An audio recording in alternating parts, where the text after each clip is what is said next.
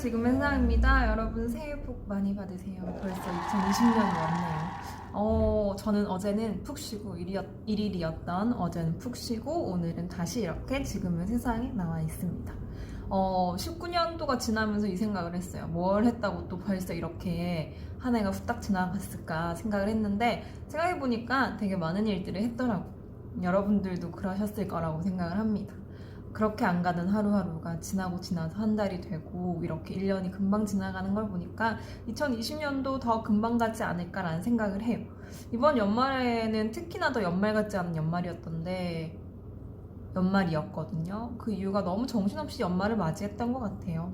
그래도 2020년도 또 새해 복 많이 끌어모아서 좋은 일들만 있길 바라며 힘든 일도 잘 견뎌낼 수 있길 바라며 지금의 세상에 문을 활짝 열었습니다. 새해를 맞아서 여러분들에게 소개해드리는 이번 주 고민과 책은 어떤 걸까요? 가지고 와봤습니다. 이 고민은 사실 좀 오래 붙어져 있었어요. 그런데 연말과 그리고 새해를 맞이하면서 이 고민을 한번 생각해보고 이 책을 한번 같이 읽어보면 어떨까라는 생각이 들어서 제가 올라왔습니다. 어떤 고민이냐면요. 여유가 없어서인지 사람들을 돌보는 게 쉽지 않아요. 다정하고 따뜻하게 힘이 되어주고 싶은데 말이죠. 라는 고민입니다. 여유가 없대요. 여유가 없으셔가지고 주변 사람들을 돌보지 못하는 것 같다라는 고민이었습니다. 사실 내 여유가 없는데 주변 사람들을 돌아보는 건 할 수가 없는 일이죠. 모두가 그렇지 않을까 생각이 들어요. 자신의 여유부터 먼저 찾고 나면 분명히 내 곁에 남아주는 사람들이 보이기 시작하거든요. 저도 그랬던 것 같아요. 제가 너무 한참 힘들 때 사람들을 만나기도 싫어요. 만나기도 싫고 막 이야기를 털어놓는 것도 너무 힘들고, 왜냐면 어차피 그런 생각이 되게 많이 들어요. 이 이야기를 털어놔봤자 해결되지도 않고 계속 내뱉으면 상대방도 힘들지 않을까 뭐 그런 생각들도 했었고, 그렇게 꿍꿍 감싸놓던 나의 고민들과 힘듦들 때문에 고생을 했던 적이 많았었는데, 그럴 때마다 항상 지켜줬던 친구들이 있었고 지켜줬던 사람들이 있었던 것 같아요.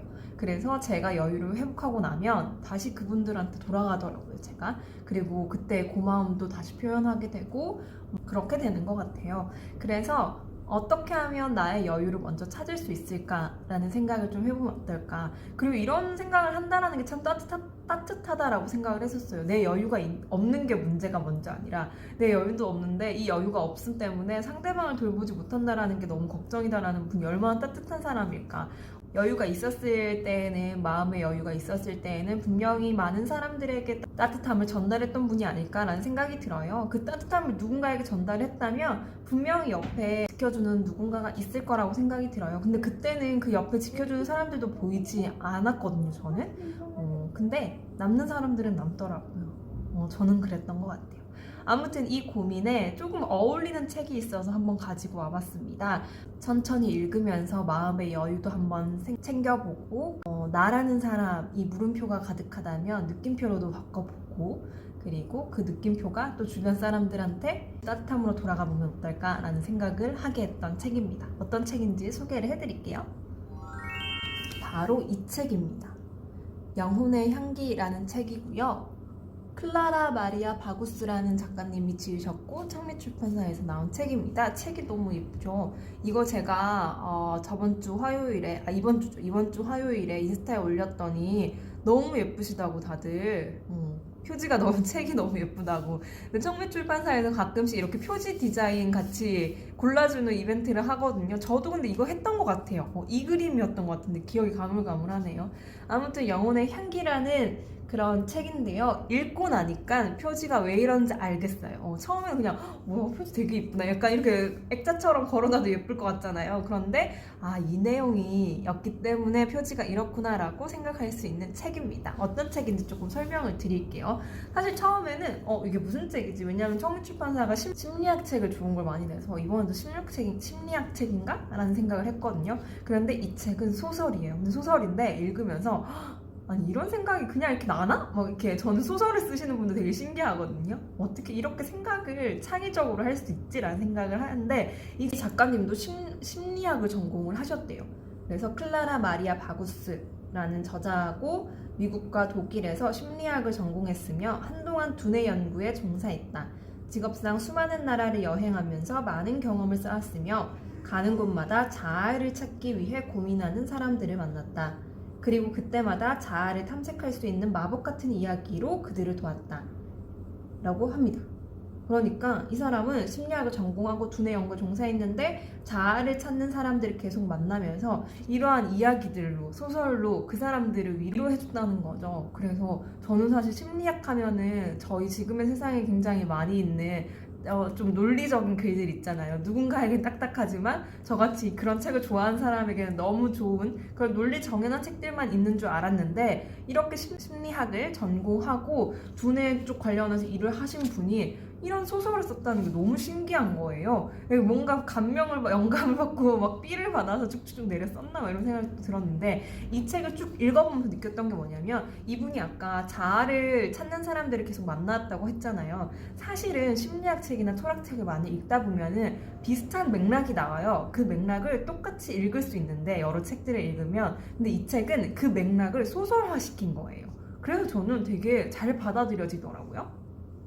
어떻게 보면은 뻔하게 알 수 있는 내용들이 대사로 나올 수도 있어요. 그런데 그게 소설화되면서 누군가가 나에게 이야기를 해주는 것처럼 느껴질 수도 있고 혹은 소설 속의 주인공들에게 대입을 시켜보면서 조금 더 멀리서 떨어져서 생각해볼 수도 있었던 그런 계기가 되었던 책인 것 같습니다.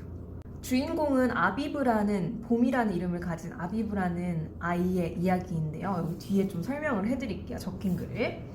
젊은 유리 세공사 아비브는 수상한 의사 카민스키에게 50개의 유리병을 만들어 달라는 주문을 받는다. 의사는 죽어가는 사람의 영혼을 훔쳐 자신의 완전한 영혼을 빚어내려는 음험한 모략을 꾸민다.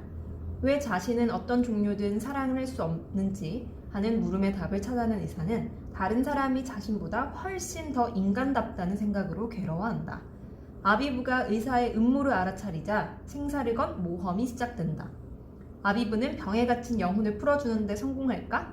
아비브는 이 모험을 하며 얻은 깨달음으로 인간다움이 무엇인지 깊은 이해에 이른다 라는 내용입니다.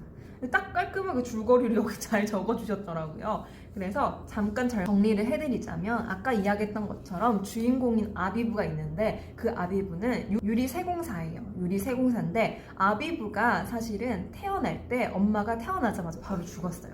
그런데 그때 아비브를 받아주었던 젤마라는 사람이 아비브를 키우게 돼요. 그렇게 이어지는 내용이거든요. 저는 사실 여기에 좀 많이 주목을 했었어요. 아비브라는 사람이 엄마가 자기가 태어남과 동시에 죽어버리잖아요. 아비브와 같이 부모가 잃은 상태에서 어떻게 수많은 좋은 사람들에 둘러싸여서 이 아이가 좋은 어른으로 성장을 하고 인간답게 크는지에 대한 이야기가 나와 있다고 생각을 들었어요. 그래서 아까 느낌표 이야기를 했는데 자기 자신에게 물음표가 가득했을 것 같아요. 모든 사람들은 그렇잖아요. 나는 누구인가라는 고민을 한다고 하고 내가 잘 살고 있나라는 고민도 하는데 그런 아비브 또한 물음표가 가득할 수밖에 없었던 자기의 세상에 주변 사람들과 여러 가지 사건과 경험들로 자기 자신의 느낌표를 찾는 그런 내용이라고 생각이 들었었어요. 그래서 어떻게 시작을 하냐면 프롤로그로 시작을 하거든요. 어린 소년이 미래에 품어도 좋은 희망은 아늑한 보금자리를 찾는 현재를 살아갈 다른 과거이리라. 도련 소년은 하늘에서 파란 새 한 마리를 발견했다. 새는 깃털 하나를 떨어뜨리며 소년을 향해 외쳤다. 잊지 마, 네 영혼에는 날개가 있어. 라는 글로 이렇게 시작을 합니다. 근데 이거를 다 읽어보고 다시 여기를 읽어보니까 조금 이해가 되는 것 같아요. 프롤로그로 시작을 합니다. 왜 아까 여기 뒤에 줄거리에 수상한 의사 카민스키가 나오잖아요. 그러니까 아비브라는 아이는 엄마가 바로 자기가 태어나자마자 죽게 되지만 좋은 젤마라는 사람을 만났고 주변에 좋은 영향을 주는 사람들로 인해서 굉장히 선하게 크고 있어요. 그런데 여기 의사 카민스키는 등장하는 그 씬부터 굉장히 음험하고 음침하거든요. 자기는 인간답지 않고 뭔가 어둠 속에서 계속 함께하는 등장인물로 나와요. 그런데 이 책의 이름이 영혼의 향기잖아요. 카민스키는 사람들이 죽으면 어떠한 영혼의 향기가 나온다는 걸 깨닫게 된 거예요. 그래서 사람들을 죽이고 그 영혼을 훔치는 사람이에요. 그런데 그걸 아비브가 발견을 한 거죠. 그래서 어떻게 이 아비브가 그 카민스키를 이기는지 그 훔친 영혼들을 다시 되돌려오는지에 대한 내용이 나옵니다. 근데 중간중간 대사들이 나오고 주변 사람들이 계속 등장을 하는데 그 주변 사람들마다 저는 역할이 있다고 생각을 했었어요. 그러니까 한 사람이 자라기 위해서 굉장히 많은 사람들의 영향을 받는다고 했잖아요, 예전부터. 근데 그 핵심 영향들이 여기 등장인물로 좀 나오는 것 같더라고요. 근데 그 등장인물들이 각기 역할이 있어서 여러 가지 이야기들을 해줘요. 근데 그 아비부는 그 말들로 인해서 여러 가지 부분에서 깨닫게 돼요. 그렇게 깨닫게 돼서 총합이 마지막으로 끝나는 것 같아요. 그래서 주변의 사람들이 하나하나 던지는 대사를 저희 또한 한번 생각해 볼 수 있게 했던 책인 것 같아요. 왜 읽다 보면은 조금 마음에 탁 와닿는 구절이 있으면 멈추게 되잖아요. 멈춰서 다시 읽어보게 되잖아요. 그런 구절이 저는 많았었어요, 이 책을 읽으면서. 초반에 이야기했던 것처럼 심리학 책에는 논리 정연하게 그냥 쭉쭉 풀어서 쓸 수 있었던 그런 내용들이 대사로 나오니까 조금 더 색다르긴 하더라고요. 예를 들면 이런 거예요. 인간에게 중요한 일은 자신이 누구인지 이 단 한 번뿐인 인생에서 무엇이 되고 싶은지 알아내는 거란다. 젤만은 이렇게 말하며 잔잔한 미소를 지었다. 자신이 누구인지, 다른 사람을 어떻게 대해야 하는지, 세계를 어떤 눈으로 보아야 하는지 알아내는 자세는 꼭 필요해. 네 몸이 나무라면 네 생각은 꽃봉오리와 같아. 신선하고 건강하고 밝고 유익할 때 너 자신과 다른 사람의 안녕에 보탬을 준단다. 반대로 시들고 병들고 어둡고 독한 생각은 너를 병들게 만들어. 전염병처럼 다른 사람들에게로 번진단다. 꽃봉오리는 말라 비틀어지며 결국 인간이라는 자연이 무너지고 말지. 네 정신을 크리스털처럼 맑게 지키려무나. 주의력을 집중해서 정리한 맑은 생각은 현실을 있는 그대로 비추어준단다. 항상 거울을 깨끗이 닦고 광택이 나도록 노력해야 나쁜 생각이라는 오점이 거기 절대 둘러붙지 않는단다 라고 대사로 나와 있어요. 근데 이거 한번 좀 생각해볼 만이잖아요. 그리고 많이들 고민하시는 거잖아요. 인간에게 중요한 일은 자신이 누구인지, 내가 누구인지 맨날 되돌아보고 고민하고 자기 자신의 영혼들, 거울이라는 자기의 양심을 계속 닦는 일이라는 거. 어디선가 꼭 읽어봤을 법한 내용인데 대사로 나오니까 다시 한번 좀 그 그림을 상상하면서 읽게 되더라고요. 이 책 읽으면서 영화로 나오면 되게 재밌겠다라는 생각이 들었어요. 이 책은 약간 판타지 같았어요. 해리포터 느낌이나 아니면 디즈니에 나올 법한 그런 내용들이어서 조금 예쁘게 저도 상상하면서 색채를 좀 떠올려 보면서 읽었던 책이에요. 또 있는데 사실은 이 고민하신 분에게 조금 위로가 되는 글이 여기 있지 않나라는 생각에 이 글을 가지고 와봤거든요. 저만 그렇게 생각하는 줄 알았더니 선생님도 이 사람들의 얼굴에서 어떤 불만을 읽으셨나 보죠? 모두 숨가쁘게만 사느라 여유가 없어 보여요. 아비부가 물었다. 우리가 어디에 시선을 맞추느냐 하는 문제가 아닐까? 사람들은 대개 자신을 병들게 하는 헛된 목표만 좇느라 허덕이지 않는가? 시대의 잘못된 이상만 따지지 않는가? 우리는 자신도 모르는 사이에 끝없는 욕구의 꼭두각시가 되고 말아.